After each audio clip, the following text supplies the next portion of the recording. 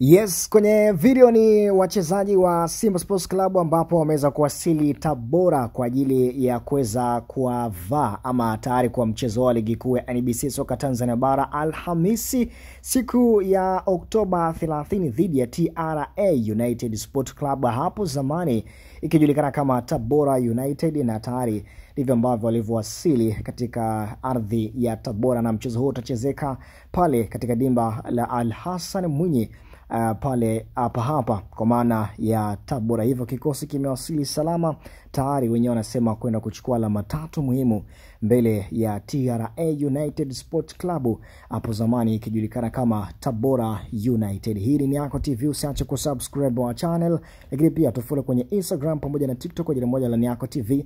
Mnaitwa official Muta Msanoaji. Hii ni Niako TV, tunasema habari yako ni habari yetu. Simba wapo Tabora kwa ajili ya kuivaa TRA United.